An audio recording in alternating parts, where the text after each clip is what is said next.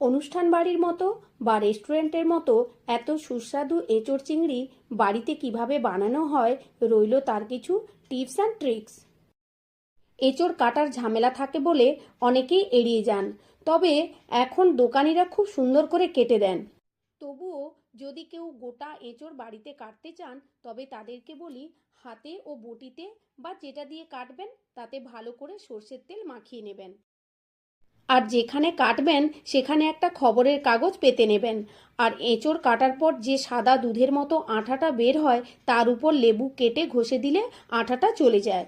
এঁচোড়টা যখন কাটবেন খোসাটা একটু মোটা করে কেটে নেবেন, আর মাঝের শক্ত অংশটাও কেটে বাদ দিয়ে দেবেন। আমি দোকান থেকে 400 গ্রাম কাটা এঁচোড় এনেছি, তাই ভালো করে ধুয়ে নিচ্ছি।